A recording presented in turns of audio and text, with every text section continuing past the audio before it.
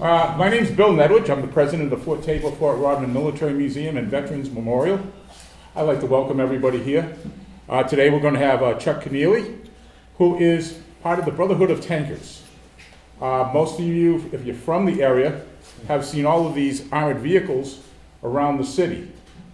Himself and some other gentlemen here, to include our own Paul Souza, takes care of them. They're the ones who repaint them, like the one out there, and fix them up.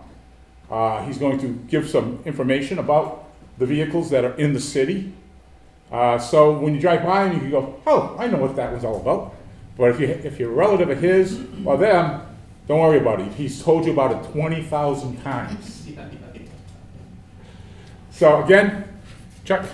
Sure, how you doing? Good afternoon, folks. I'm Chuck Keneally. I'm a member of Abrams Company, the 4th Battalion of the United States Army Brotherhood of Tankers, USABO. USABO is a nonprofit 501c3 charitable organization. We've been incorporated exclusively for charitable, educational, and historic preservation purposes. Let me make sure I hit the right button here. Beautiful. We're a national organization dedicated to preserving and publicizing the history of the United States Army's armed forces. Abrams Company's area of operation encompasses the 6 New England states. The other 3 companies of the 4th Battalion Birth Knights of USABO cover the Middle Atlantic states, all right up there in the light blue. That's all of us. But Abrams Company, us, myself, Sergeant Souza, our first sergeant, God bless him, Will Corey right there. We have about 125 guys, and you'll hear more about us as we go on. In furtherance of our historic preservation mission, in 2015, Abrams Company started restoring the appearance of public monument tanks. In New England, there are 51 public monument tanks. There's 19 more tanks held by the states. Commonwealth of Massachusetts has a few, and there's a vast number are up in Vermont. In addition, there's 80 plus armored vehicles in private hands. In the southeast of Mass, there's a couple of people right down there in Rochester. There's a fella, another fella in Plymouth, and each one of those guys invited us down about 7 or 8 years ago to see their operation. Some of those in private hands include the 62 armored vehicles of the Collins Foundation's American Heritage Museum, located in Hudson, Massachusetts. If you folks have not seen that place, it is a hidden gem, and you can spend a whole day there.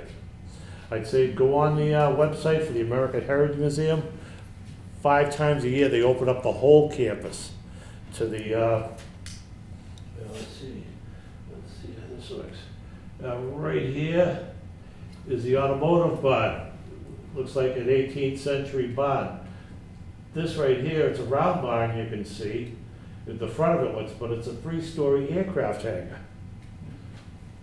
Right here, they're gonna start groundbreaking at the end of the summer for a brand new aviation museum to go coincide with the Army Museum. This is right in Hudson, and it's gorgeous. But 5 times a year, they open up the whole campus.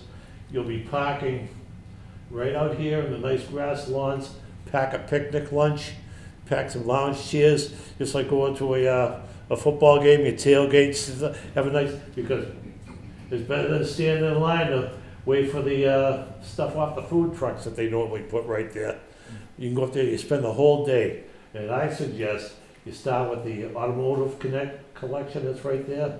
There's more of an automotive collection inside the aircraft hangar and the aircraft that are in there, and then you spend the afternoon down in the air-conditioned comfort of the Army Museum.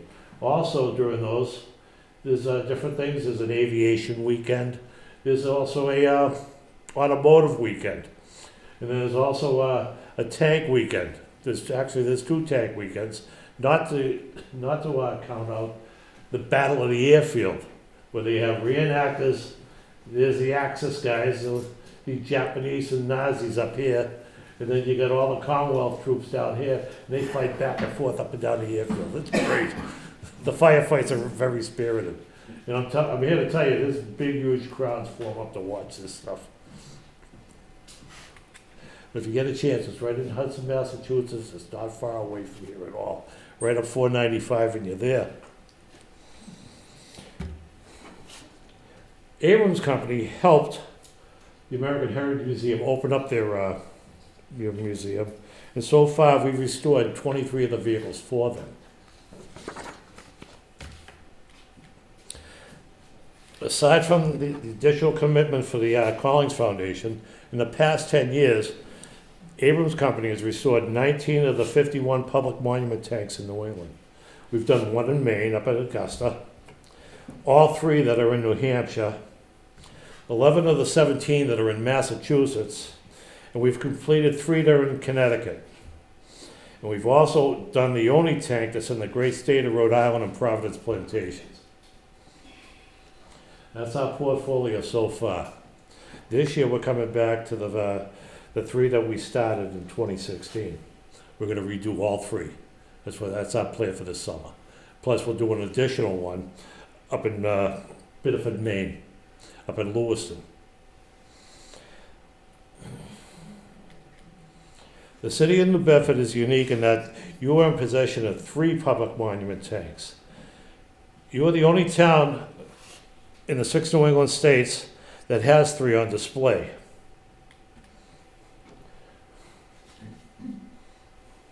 And let's see, this is right up on Mount Pleasant Road. Whoops. The Papano Memorial to Sherman. The Pershing that's further down. Well, that's what Building 19 used to be. And Fort Tabor's Sherman.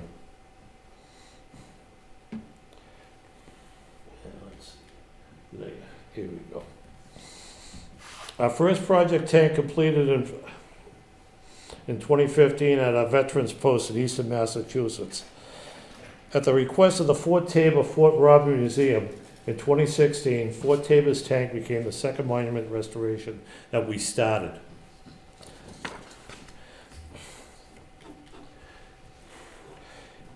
Abrams Company started the restoration too. All right, let me calm down, folks. I shouldn't have had all that caffeine this morning. No, but we started it in 2016, even a couple of weeks earlier. We started it right at the beginning of March, trying to get it done so it'd be prepared for your ceremonies that come up soon. We started the blustery month of March 2016 to have the memorial ready for the annual simultaneous observance of the Royal Tank Regiment Slapton Sands, England, and the New Bedford, Massachusetts Exercise Tiger Remembrance Ceremonies that are held each year in April. The U.S. Army's starting to get on board with this because there's other memorials that are held out in Missouri, there's down in Maryland, and the U.S. Army down at the brand new museum down at Fort Belvoir, Virginia, also has a nod to all the souls that were lost in the Exercise Tiger prior to D-Day.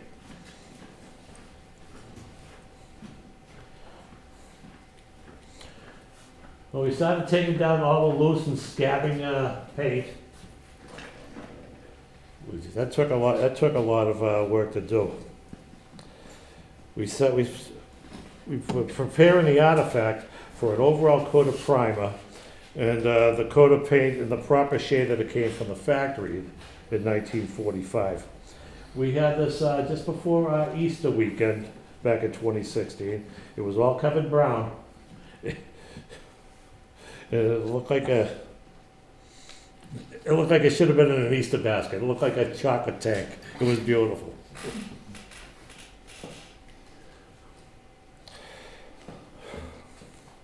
We did find significant damage to the mantlet on the left side of the turret that had previously been repaired with cement.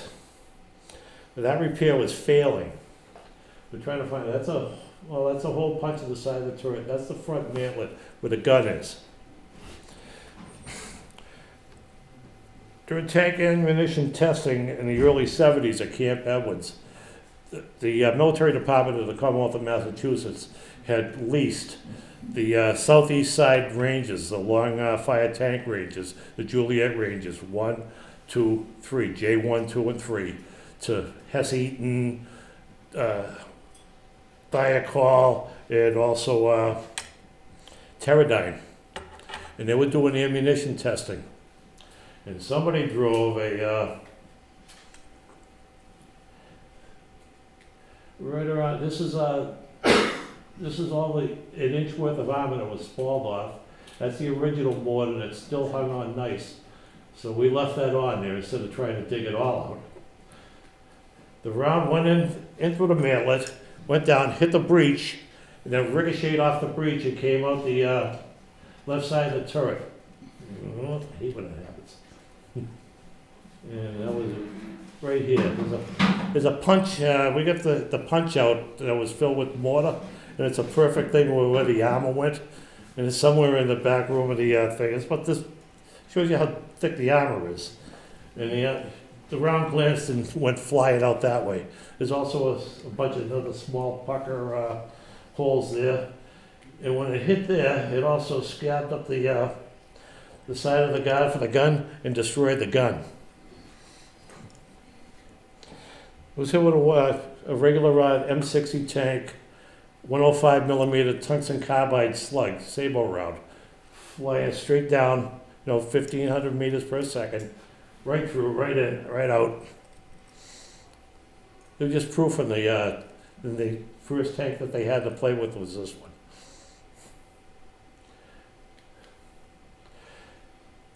Now, the shock of the hit spalled off a large portion of the mantlet and destroyed the gun tube. In the 70s, there were no 76 millimeter guns that could be easily found to replace it.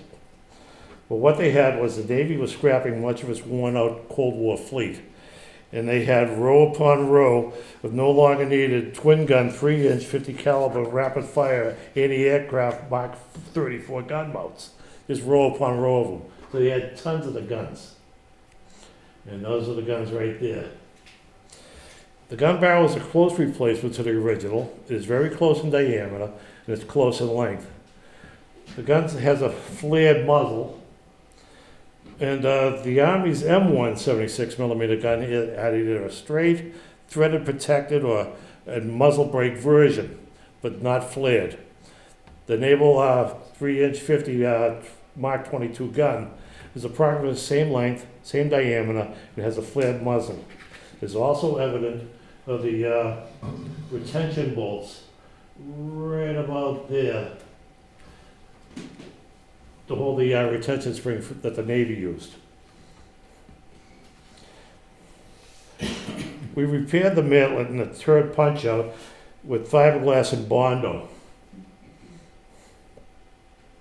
Let's see, it's been holding up reasonably well the past 9 years. We will redo those repairs this year.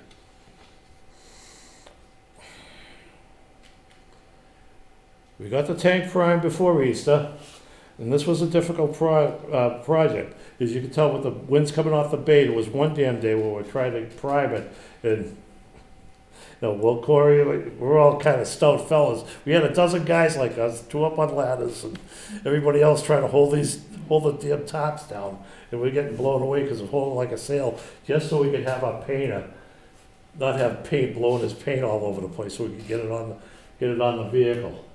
It was fun. So that was a fun one to do. We're under a tight constraint, wanting to get it done, but we wanted to make sure it looked pretty. And actually, we've redone it once before, and we're going to do all 3 of them again this year. That's our commitment, to keep all these tanks that we've redone, keep them looking nice. Now, Fort Tabor's tank was made by the Press Steel Car Company at their sprawling plant at the Hedgewood neighborhood on the south side of Chicago, Illinois, sometime in late February, early March 1945. This is the one tank that we don't have a solid serial number for. We're going to rectify this coming fall. We never rented this. There's only one place where you could find And that's on a casting on the inside of the turret, but we didn't try to break open the tank to get inside. We won't. Back on the right-hand side in the rear, there should be a build sequence number that Press Steel Car Company tapped into it. Once I get the build sequence number, we'll be able to extrapolate what the serial number and the registration number for this one was. It's the only one we don't have one. All the other 19 we've got solid numbers on them. If we pass that on to organizations that keep track of that.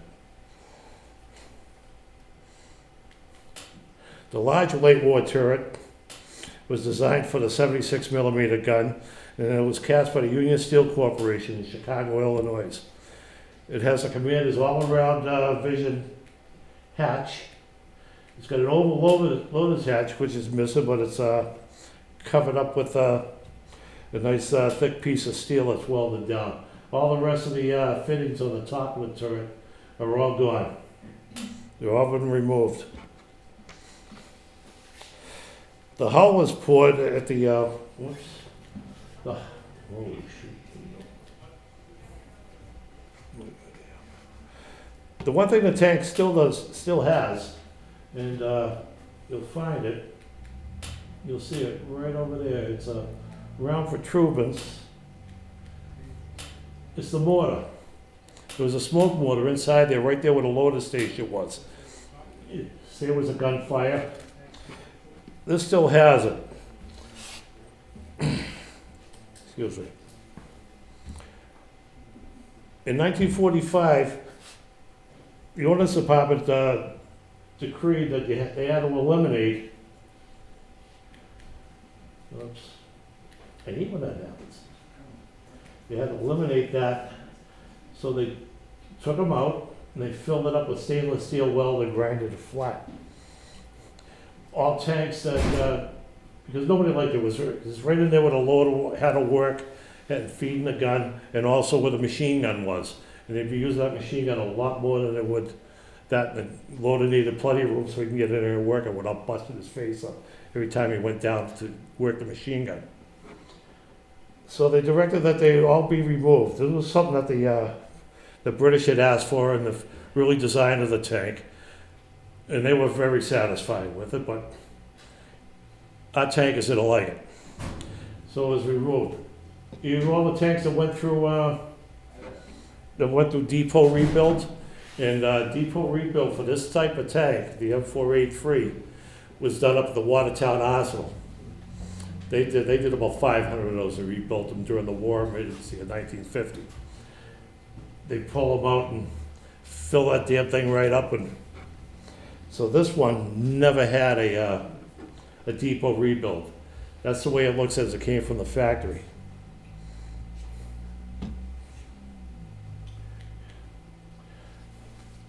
Now, the hull was poured by General Steel's Commonwealth plant in Granite City, Illinois.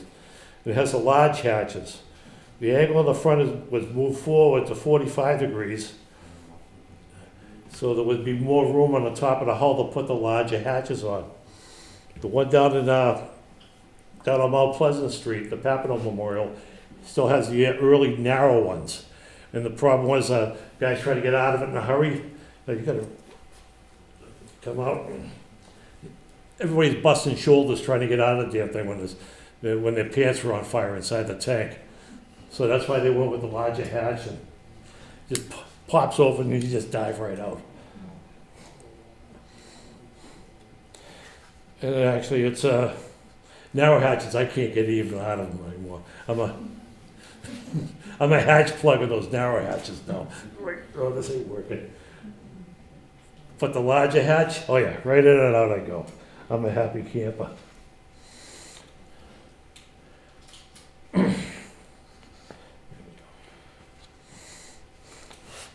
What this has is wet storage. Main gun ammunition propellant, not gasoline, was the cause of most tank fires. It was because it was a gasoline tank. That wasn't it. It was the propellant inside the ammo. That's what burned it. It burned super quick. Now, to combat that and slow the ammunition fires, to give the guys time enough to get out of the tank, they built these wet storage racks.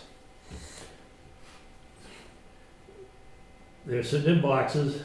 It slides right straight down. That's on the turret floor. Sits over it. He brings it up to the ready box, which is another one that sits right behind it, and it's filled with ethylene glycol. It's antifreeze, 60 and 40 mix, antifreeze and water.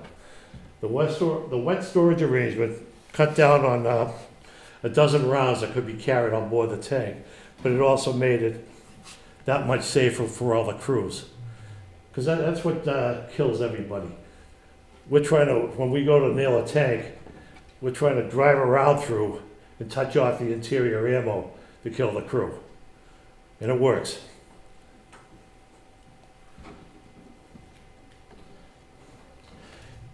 Now the power plant was a 9-cylinder Continental Motors 975C4 air-cooled radial engine. It's the licensed version of the Wright J6 Whirlwind aircraft engine. It developed 300 plus horsepower. It could move the Sherman over roads at 35 miles an hour. Easily. The power plant is no longer in the vehicle. But you can go up and touch a half dozen brand new one of these rebuilt at the Heritage Museum when you go up there. And you can see just how it fit, because we got a tank, a Sherman tank that's exploded. It's all pulled apart, and you can take a look at just how it all went together. The solid one-piece cast differential cover was of the last design, and it has a full bullet splash lip. And for the 17 bolts, they're recessed. Machine gun fire or artillery splashes or tank hits that penetrate, if it didn't have that splash to deflect the shrapnel and the force of the explosion away, could snap those bolts, and it did on the earlier ones. That's why it was made with that full lip right there, and those bolts are recessed. You'll see the earlier one that's up at Papineau doesn't have that.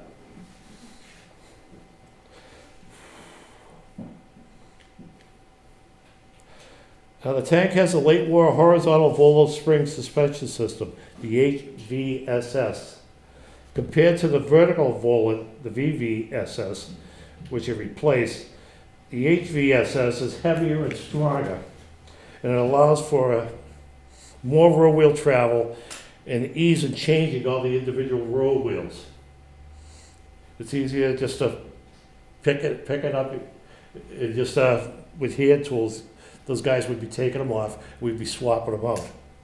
It is even easier these than doing the new type tanks, because everything's so much heavier now. But it also is the Sherman design gave more armor and larger guns. The weight of the vehicle went up, and it needed wider tracks. These tracks are more than a third wider than the tracks you'll see on the early tank that's up in Papineau's Memorial, up on Mount Pleasant Street. Now the VVHS suspension that's on there, this one has a very rare and very early Chrysler designed bogies. Now this was brand new as a 44, and one on the side facing here and 3 on the other side are all original experimental ones. The other 2 stations, the two rear stations on the other side, are of bogies that are from later production models that had 2 different manufacturers on them. But this is a rare artifact that's out there.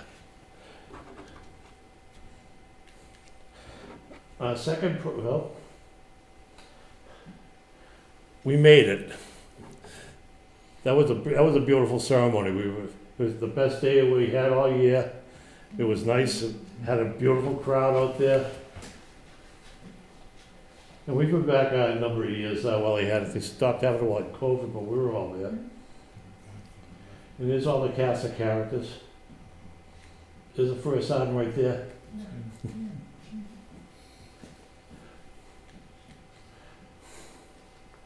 The second project in November that year was the Abram Company's third in 2 years. It was the monument tank at the Papineau Memorial located at the north end of Mount Pleasant Road. Norbert Papineau was the youngest of three brothers who served in the United States Army during World War II. They were from North Front Street, New Bedford. His older brother served as tankers and crewed M4 Shermans in 2 different Army battalions. On February 10th, 1942, Norbert Papineau followed his brothers by enlisting and being sworn in Boston, Massachusetts. He was immediately levied and assigned to the 703rd Tank Destroyer Battalion at a newly formed 3rd Army Division.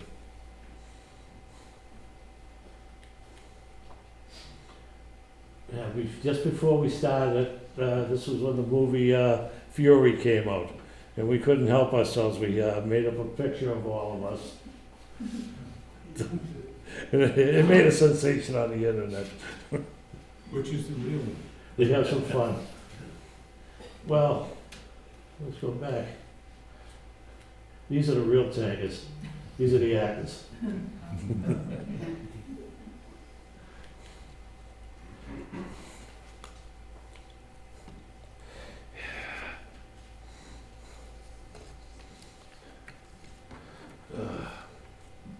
As we started on the restoration of the Papineau Memorial, we started thinking about the city's third that was down in, it was just a mile south, right down Mount Pleasant Road.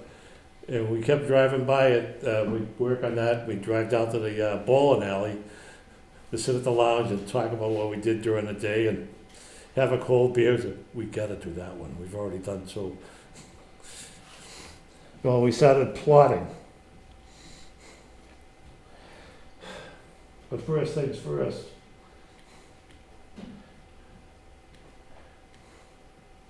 Did a lot of work to bring that one up.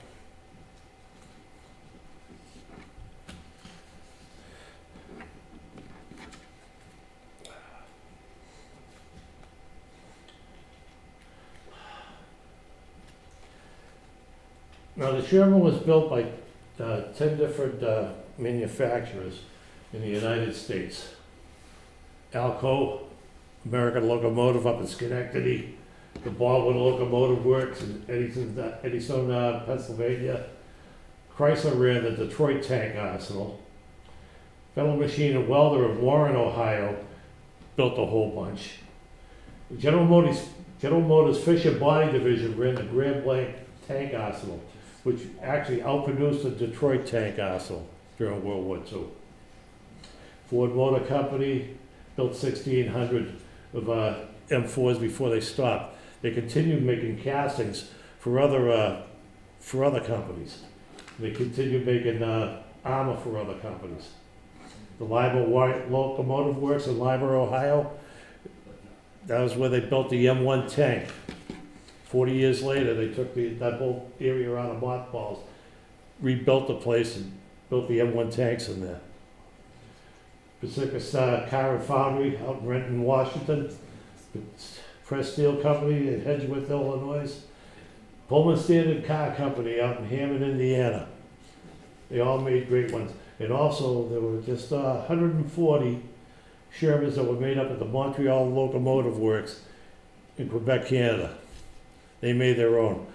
They changed their production after 140 Shermans to making personnel carriers for the Canadian Army. And that was a Sherman hull without the turret on it, with a crew compartment inside, where the turret ring was.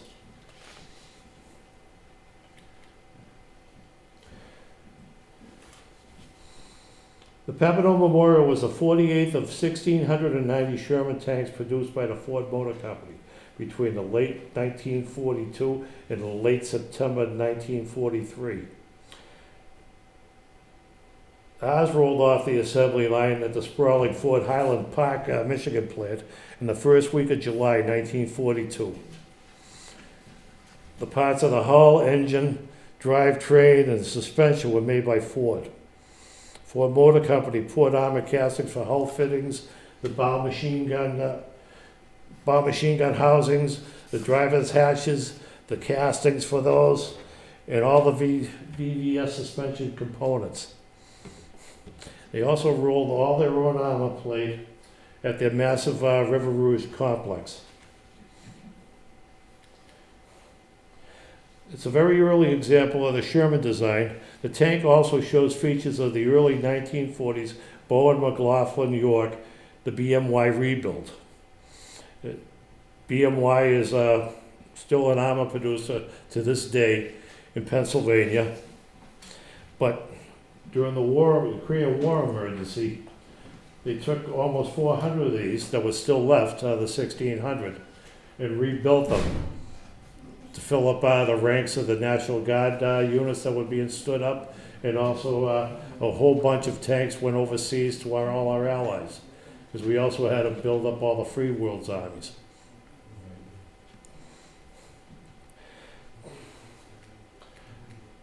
Hallmarks of it are the torsion bar assist for opening up the rear engine decks. Inside is a big, huge spall lining, so if overhead explosions penetrating the grill door, the splinters aren't going to go past that and hurt the engine. But that made it that each engine door was a two-man lift to get it open. With the torsion bar assist, it became a one-man operation.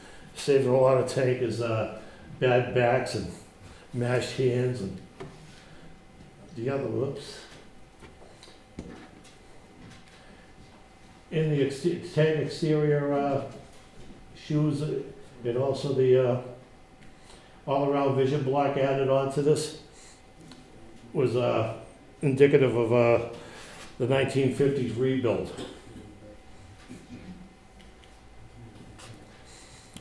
Now the 56-degree front slope is made up of 4 castings.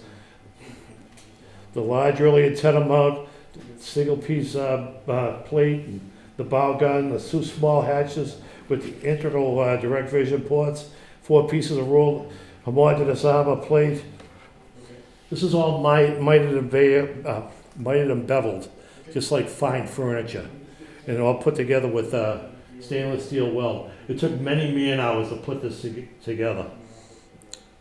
A lot more man hours than it did to have a cast hull like over there, just one casting, it's done. This was all built up out of pieces, and it took a lot of man hours to do. But like I said, it's all put together like fine furniture. Outstanding fit and finish is evident throughout the whole vehicle.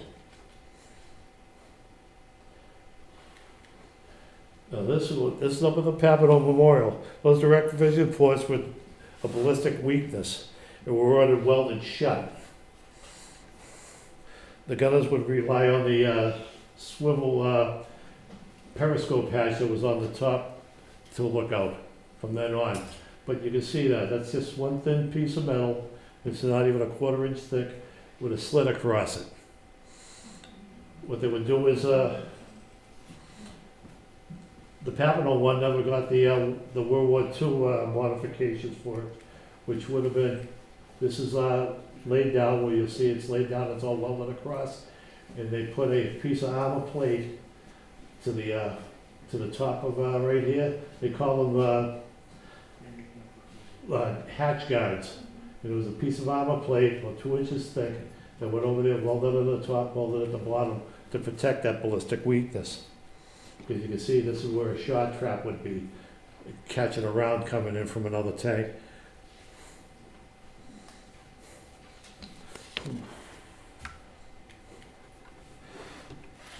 Now the Ford GAA engine, the V-Design 8-cylinder engine, it had 32 valves, dual overhead cams. It's 1,100 cubic inch engine. That's a Ford tank engine in a Mustang. It produces 500 horsepower and 1,040 foot-pounds of torque. It would make that thing get up in big biscuits. Those tanks could fly. They could do 40 miles an hour on the highway, easy. Oh, if you go up the museum, we got 2 spares up there, totally rebuilt, sitting on the museum floor so you can see them, put your hands on them. You see how massive it is. That power pack is still in the tank. All those power packs were made at the Ford Lincoln engine plant in Detroit. With the exception of the Ford design single-piece rounded differential cover, that cast cover, Ford designed it, but they didn't have the room with all their war contracts. At the time, they didn't have room to start producing them there. So they gave it to the Continental Foundry and Machine Company in East Chicago, Indiana, to produce. Now, the differential cover is a very early piece. Like I was saying earlier, notice there's no lip to protect the bolts, and the bolts aren't recessed. The splash gets on there and busts that off. This is housed the transmission to the sprockets to move the tank. Drivetrain came from the engine in the rear, right up to the front. If those damn things, the engine, it would just, the tank wouldn't be going too far if you would bust it out and the transmission's running loose just on the end of the drivetrain. That's why when you see the ones that are out there, you realize just everybody calling back from the field, this needs to get protected, we need to add to it. And it was a constant product improvement for the from all the dispatches sent back from the troops in the field using them. This differential cover is a very early piece. The hull was assembled at the Ford plant, but if you notice, 176 is the number that's dashed on it. All the other plates that are before this were three-piece plates. There was three pieces of molded armor from smaller foundries that were bolted together. This is one of the first, in 42, is one of the first single-piece plates. It has 176 stamped in it. That could have been of the 10,000, tens of thousands of differential covers that were made single piece. That could be the 176th one ever made. The Norbert Papineau tank is that early.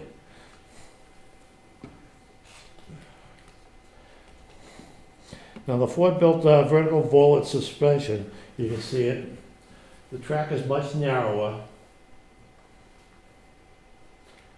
And is far less complicated in its arrangement. But it's heavier to pick up the individual roll wheels to work on them. But the one that's on the Ford tank at Papineau, it has a heavy-duty suspension standard added to it because the skid was made beefier. There was space was put in it to hold the return roller up higher. And that was all part of the rebuild. And if you go up there, all these road wheels, all that rubber is 80 years old. It's all synthetic rubber that you see over there. It's still in great shape.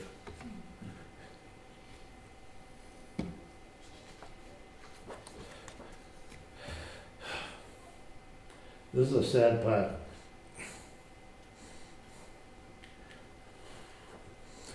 Norbert Papineau is commemorated, Norbert Papineau is commemorated in perpetuity at the American Battle Monuments Commission, Henri Chapelle American Cemetery in Homburg, Belgium. It's located 5 miles southwest of Aachen, Germany. Norbert Papineau is interred in Plot D, row 7, in grave number 32.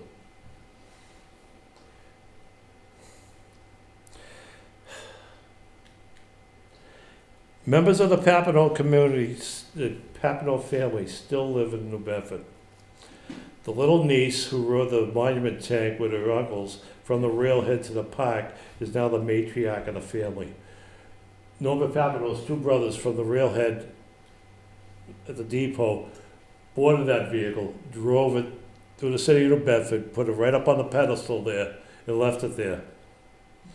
And the young niece that was with her uncles is the matriarch of the family.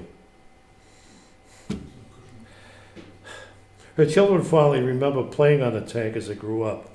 4 generations of the Papineau family attended the rededication ceremony on Saturday, September 17, 2016. And it was exactly 60 years, 1 day from the original dedication. You know, doing these things, we always bring the community together, And it is always great. Everybody wants to pat us on the back and clap us or say hi to us while we're working on it. We do it for things like this. Bringing the whole family together, bringing the whole community together. As we prepare to apply the final coat on the Papano Memorial, we split off Abrams Company personnel to start the restoration of the Franco-American Veterans Memorial. Just down the road, we did. Our mission continued, and the Pershing was quickly power washed, prepped, painted, and we coated it in the same color that came off the factory floor in 1945.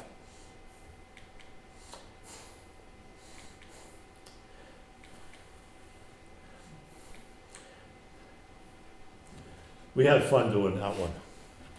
We really did.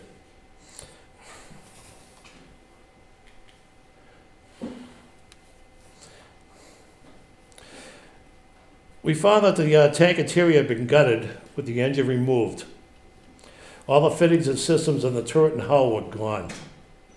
All that was left was a stripped out gun mount inside that held a 90mm gun in place.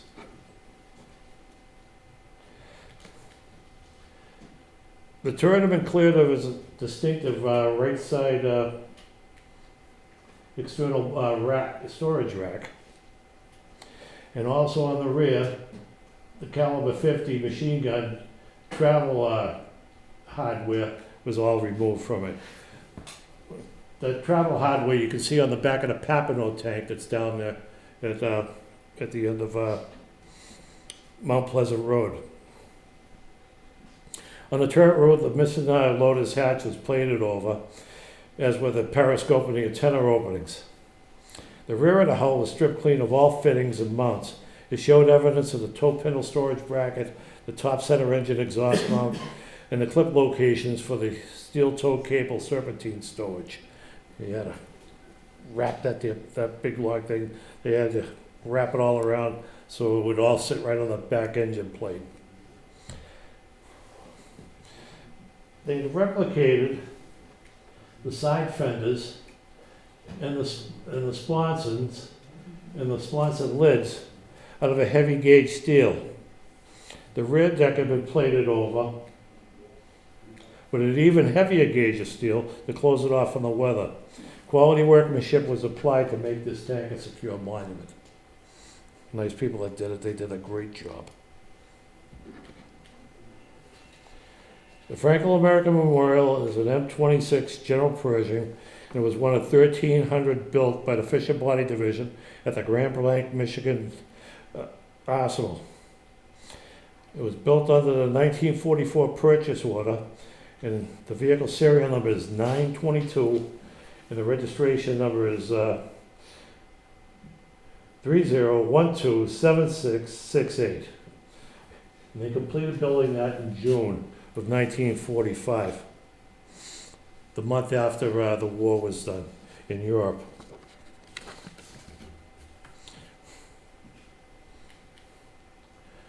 Until the fielding of the M1 tank, all American tanks were evolutionary improvements of the original 1944 Pershing tank design. It's just incremental improvements all the way up to the line, right up to the M60A3. President's League. Folks, anybody have any questions? Quick one. What do you think was better, the 26 or the M5 that was there?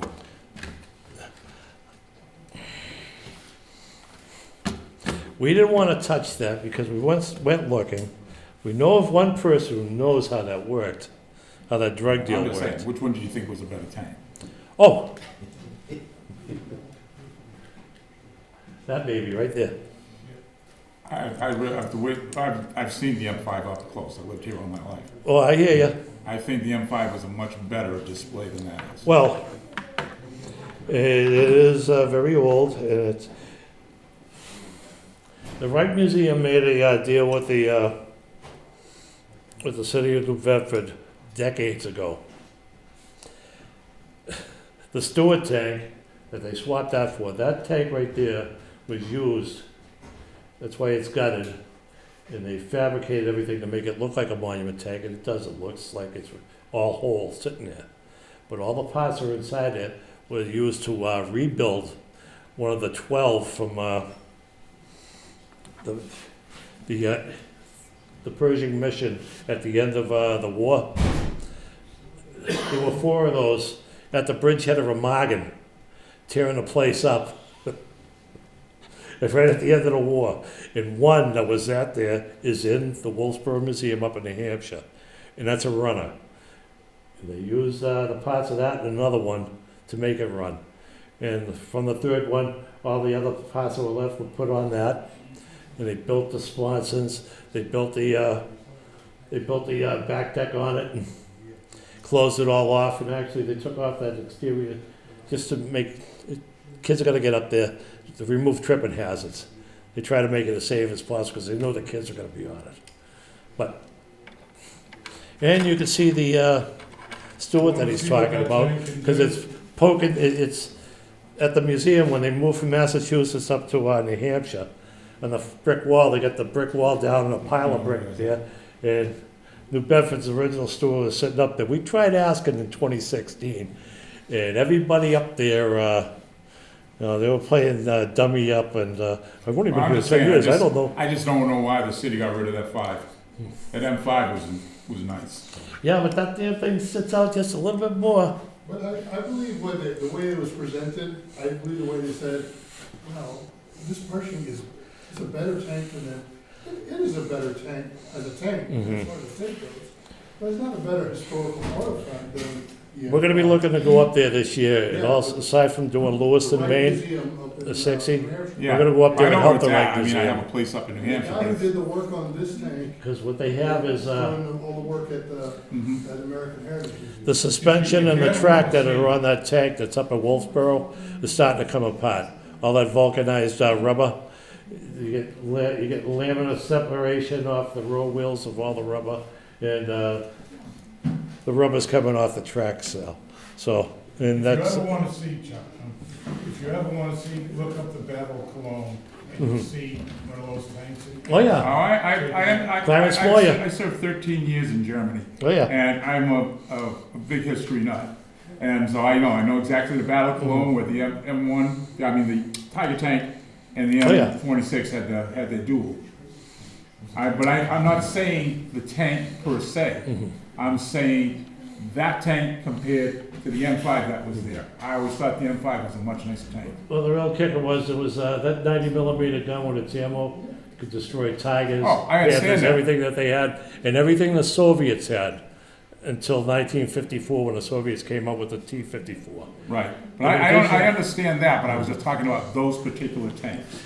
Now the The one that was there M36, and the one that's there now. the M36 tank destroyer Huh? As displayed. As displayed, yes. is a that's what I'm Sherman talking hull about. with an open top, 90 millimeter gun, and the very first unit to get it was the 703rd. Norbert Papineau was on the 90 millimeter guns during the Battle of the Bulge, where he got wounded. And then they were up in the Siegfried line when everybody ran out of gas. And they were right there at the Hurtigan Forest. And then there was a Battle of the Bulge. And they fought back through that, and then back on up on the drive for Cologne. That's where Norbert Papineau, one of your neighbors, AWOL from the hospital, wounds still draining, got back to his company, and his company tried to keep him protected and made him a runner in their company headquarters.